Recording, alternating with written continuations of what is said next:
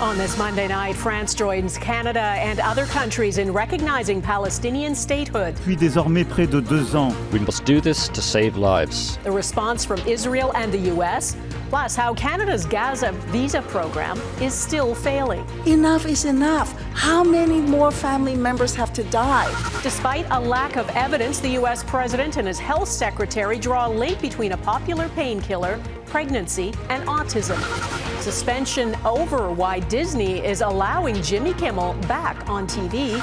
And game changers. The CFL is taking the next step in its evolution. Why the Canadian Football League is moving the goalposts, literally.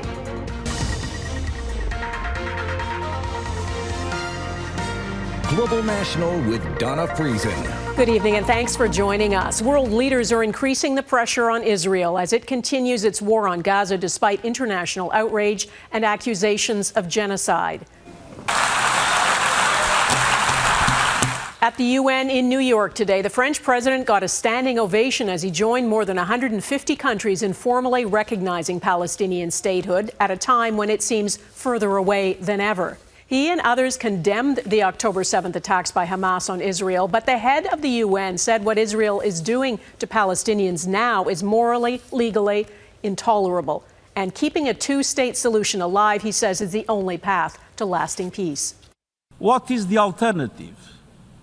A one-state scenario where Palestinians are denied basic rights, expelled from their homes and their land, forced to live under perpetual occupation, discrimination, and subjugation.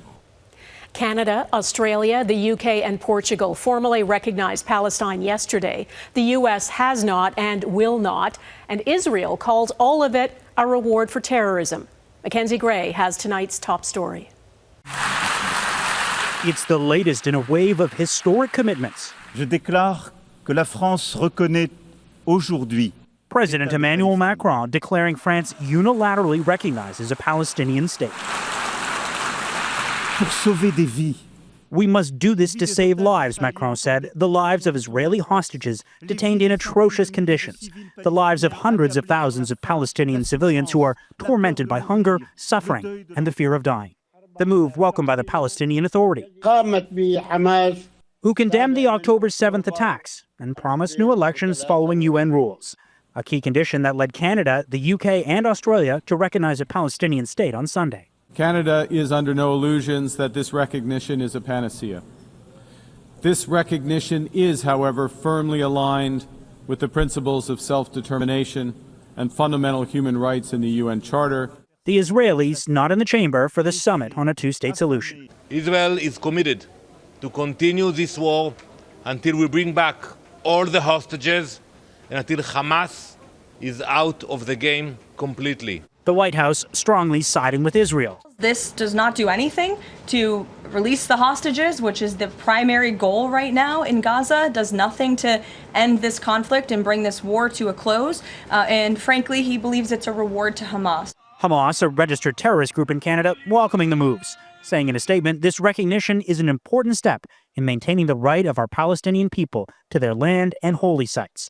While the prospect of peace seems far off, the Prime Minister suggesting Canada could potentially send troops to the region if a deal can be found. There are many proposals to which Canada would be party, if they were to come to pass, for multinational forces to be deployed in Palestine to enforce a peace.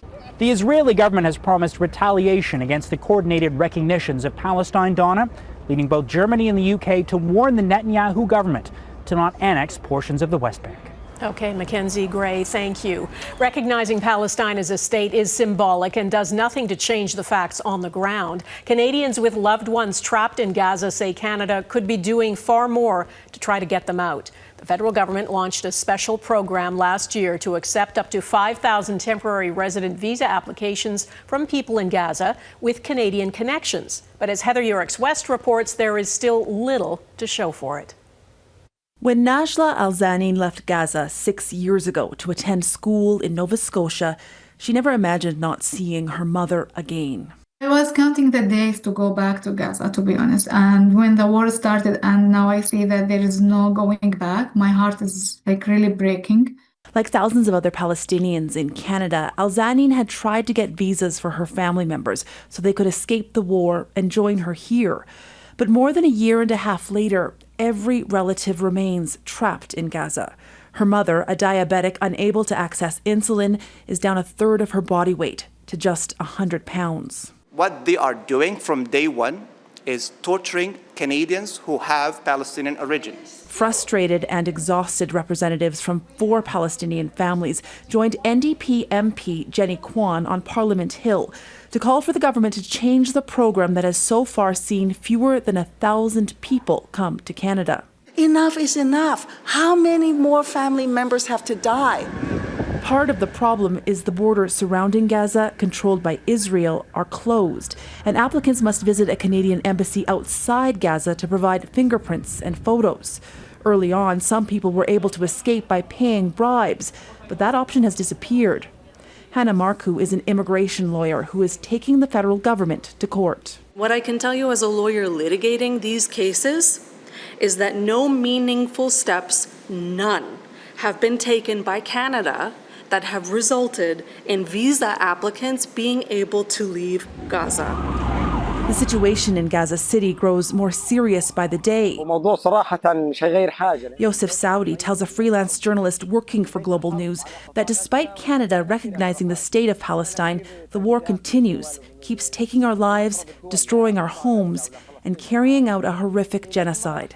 It's why Canadian families like Najla Alzanin are now pleading with the government for help, so people like her mother might be saved. Heather Yurex West, Global News, Calgary. The U.S. president is using questionable science to make public health policy. Today, Donald Trump riffed about what he says are the dangers of vaccines, and he claims use of the painkiller Tylenol, the brand name for acetaminophen, in pregnancy could be linked to the development of autism in children. The findings of the studies on this are inconsistent and inconclusive. And as Jackson Proskow reports, health experts advise against listening to the president.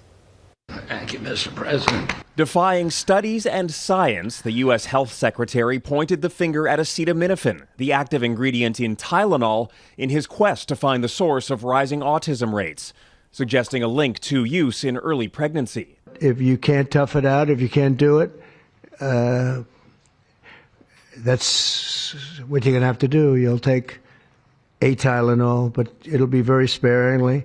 Health Secretary Robert F. Kennedy Jr. has spent months vowing to find the cause of autism after a career spent incorrectly blaming childhood vaccines. We promise transparency as we uncover the potential causes and treatments, and we will notify the public regularly of our progress. These new claims aren't backed by research. They are the start of a broad review of anything that could cause autism. Tylenol will soon carry a warning label in the U.S. In a statement, the maker of Tylenol told Global News there is no credible evidence linking acetaminophen to autism. A 2024 study published in the Journal of the American Medical Association found acetaminophen use during pregnancy was not associated with children's risk of autism, ADHD, or intellectual disability. I think it's doing a real disservice to pregnant individuals, but also people who have kids with autism. Doctors see something much more worrying: misinformation. Tylenol is one of the few pain relievers considered safe during pregnancy. Officially, it will still be recommended for treating fever. If you have a high fever because you've got some sort of infection and you don't treat it, there's a chance of miscarriage. Research suggests the causes of autism are highly complex and can include genetic and environmental factors. We expect this to be the first of many announcements over the coming years. The administration is clear that Tylenol is just the beginning. And in a sign of Kennedy's grip on public health, vaccines will be a key focus of future research, despite their well-established safety. Jackson Proskow, Global News, Washington. Disney has had a change of heart. It is putting Jimmy Kimmel back on the air Tuesday night. He was suspended last week for what he said about the man who murdered Charlie Kirk. In a statement today, the Walt Disney Company, parent company of ABC, says it decided to put his show back on after having what it calls thoughtful conversations with the late-night host. It says it suspended him because it felt some of the comments were ill-timed and therefore insensitive, though late today Sinclair, which owns or operates 38 ABC affiliates, said said it will replace Jimmy Kimmel's show with local news programming. The suspension sparked outrage. It was seen as an attack on the limits and consequences of free speech, and many believe it was done to appease the Trump administration, which threatened to revoke ABC's affiliate licenses. Canada's Public Safety Minister Gary Anandasangari found himself defending his government's gun buyback program that he appeared to criticize in a recording made on Sunday.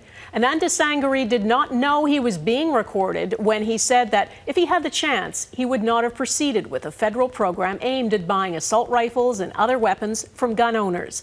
David Aiken has listened to the recording. David, what does the minister say on it? Well, this recording, Donna, was made by a tenant of a property that Public Safety Minister Gary Anandasangari owns in Toronto. The tenant had called Anandasangari about a landlord-tenant issue, but then the tenant says Anandasangari brought up the government's gun control plan. I'm going to tell you something else. You may not be happy with it. We're launching a gun buyback plan. Anandasangari and its tenant have known each other for a while. The tenant legally owns an assault rifle that will soon be banned by Ottawa. Ottawa expects gun owners to sell their freshly banned guns to the government. The tenant says he does not want to sell, and in the recording he provided to Global News and others, he tries to convince Anandasangari to scrap the policy. Anandasangari says he cannot. This is the mandate I was given by Carney to complete this. He says one of the reasons the Liberals cannot change, they need votes from Quebec. Right, and this is something that very much a big deal for many of the Quebec electorate that voted for us. And then he tells his tenant he would have done things differently. If I were to redo this from like scratch, right, I would have a very different approach to this. The Conservatives, who have long opposed this gun buyback program, saying it unfairly targets legal gun owners, hammered Anandasangari. The minister said that his gun grab won't work. Why is it that Liberals only tell the truth when they don't think anyone is listening? My comments were misguided. After that concession, though, Anandasangari defended the policy. It's important to have the program in place is what Canadians are looking for. And in that tape, Anandasangari said the gun buyback pilot program will start as early as tomorrow. Donna. All right, David Aiken in Ottawa, thanks. Crews in southern Alberta say they are hopeful about a continuing search for a missing 5-year-old boy. Darius McDougall disappeared yesterday from a campground near Crow's Nest Pass, about 250 kilometers south of Calgary. Authorities say he went for a walk with his siblings but did not return with them. Crews from Alberta and BC are searching the rugged terrain 24 hours a day with the help of dogs and drones. We are very confident about a positive outcome. The weather is in our favor. The young man does not suffer from any health issues. There is no reason to believe that there will not be a positive outcome. Police say Darius does have autism, which might limit how he communicates. Ruling out dining out, coming up why fewer Canadians are going to restaurants.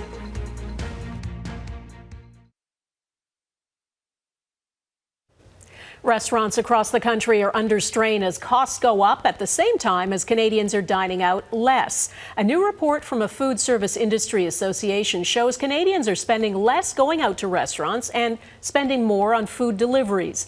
And as Mike Armstrong explains, there are some significant generational differences in how we like to eat. It is very much an industry in flux. Where Canadians eat out, when, how often, there are shifts basically across the board. But at the top of the list is whether Canadians go out at all. According to the industry group Restaurants Canada, 75% of us say we're dining out less often. That's the case for every age group, but especially so for people from 18 to 34. 81% say they're dining out less often, with the cost of living bearing the brunt of the blame. Canadians are struggling for the same reason that our sector is. Kelly Higginson is the CEO of Restaurants Canada. She says the industry is being hit with a double-edged sword. Costs for food, fuel, and labor have gone up, while the number of patrons has gone down. We've got just over 40% of our operators who are operating a loss and barely breaking even. And just for comparison for people, that number was 12% pre-pandemic. One area where there is an increase is in food delivery. Younger Canadians are ordering in more often, but that doesn't help when restaurants tend to make money on extras like drinks and desserts, and people order in those items less often. A cultural shift around going out certainly did happen with the pandemic that is really concerning. And I think that is also impacting socialization for our younger generation. Now, the future of the cost of dining out doesn't look particularly positive. According to the association, their members expect to raise menu prices over the next year by an average of 4.1%. Mike Armstrong, Global News, Montreal.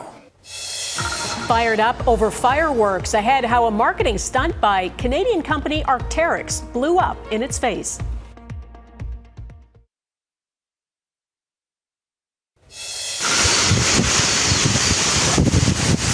A super typhoon slammed into the Philippines today, drenching the country's northeastern coastline with torrential rain that triggered landslides. The powerful storm carried winds equivalent to the force of a Category 5 hurricane. Thousands of people have been forced from their homes, not only in the Philippines, but in neighboring Taiwan, which is bracing for severe damage as well. Canadian outdoor apparel brand Arc'teryx is apologizing over a marketing stunt in Tibet. The company teamed up with a Chinese artist to pull off a huge fireworks display in the foothills of the Himalayas. After the video was shared online, it sparked outrage, and the company has been accused of ignoring the environmental values it claims to be championing. Neetu Garcha reports. Arc'teryx, a Canadian outdoor brand established on the BC coast in 1989, is under scrutiny following a promotional fireworks display in Tibet's Shagatsky region. The event featured a high-altitude pyrotechnic show designed to resemble a dragon ascending the Himalayas. Organizers claimed the use of biodegradable materials and efforts to relocate livestock, but the spectacle has sparked widespread criticism and alarm over the impact on the region's fragile ecosystem. I wouldn't label Arc'teryx as a bad actor, in the global business realm because of this, but let's see what they do. Titled Ascending Dragon, it was created in collaboration with Chinese artist Cai Guoqiang, known for his work in the 2008 Beijing Olympics. Backlash from environmentalists, cultural groups, and the public has been swift. I'm very concerned if those kind of movements will change the principle of the company. Video of the event was removed from Arc'teryx social media, and the company issued a statement saying it won't happen again, adding, "We've heard your concerns and we share them. This event was in direct opposition to our commitment to outdoor spaces, who we are and who we want to be. We are deeply disappointed that this happened and apologize, full stop." This is a very respectful company. It's well run. The values are there. Something got misaligned in translation. Outside a Vancouver store, customers weighed in. They could have came out with a different collection for clothing or something instead of this. I just don't think it makes sense. Right. Or even a light show or something. Yeah, something not explosive or super physically harmful on the environment. Yeah. This is very opposite from what I know about Arc'teryx. Customers like Juan Park are reconsidering their support of the brand and will be watching closely as the company works to address the concerns. Neetu Garcha, Global News, North Vancouver, BC. Changing the playing field next, how the Canadian Football League is overhauling its game.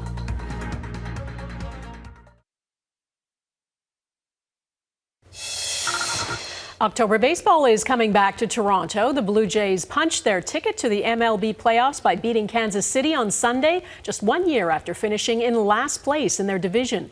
The Jays are also in prime position to win the American League East title for the first time since 2015. Some big rule changes are coming to Canadian football. The CFL announced a plan to revamp how the sport will be played. It includes tweaks to how points are scored, plus a smaller playing field and moving the goalposts. Eric Sorensen looks at why the league feels it needs to make these game-changing moves. Some of the most distinctive features in Canadian football are changing. The goalposts will be moved from the goal line to the back of the end zone, and the end zone will be smaller and the field shorter. And the single point rouge will be modified too. It's a watershed for pro football in this country, says the league's commissioner. This is a clear step forward in the evolution of our game. Stuart Johnson says the ownership of all 9 teams approved. They understand that we can and must advance our game, not by abandoning what makes it so great and unique, but by building upon our game's legacy. The CFL playing field will remain 65 yards wide, very Canadian. But the changes will reduce the distance between the goal lines from 110 yards to 100 yards. We'll shorten each end zone by 5 yards each. And we'll move the goalposts to the back of the end zone. These are changes that do make the field dimensions a little more similar to the American NFL. The NFL moved the goalposts behind the end zone 50 years ago, in part to make the game safer.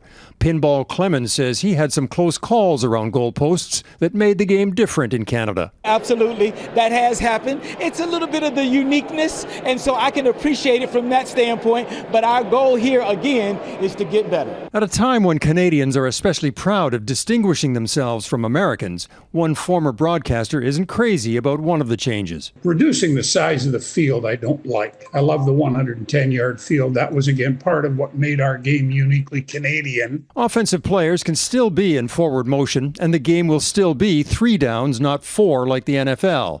But will more changes come eventually? I don't say the word never. However, I will say this was our major focus on the rules of the game and the infrastructure on which we play. Infrastructure likely requires new end zone seating 10 yards closer to be near the new field of play. It means those big changes on the field will not take place till 2027. Eric Sorensen, Global News, Toronto. And that is Global National for this Monday. I'm Donna Friesen. Tonight's Your Canada showcases Drayton Valley, Alberta, Queensville, Ontario, and Alcove, Quebec. Please keep them coming. Send your pictures of Canadian pride to globalnational@globalnews.ca. And thanks for watching. Hope to see you here again tomorrow. Bye-bye.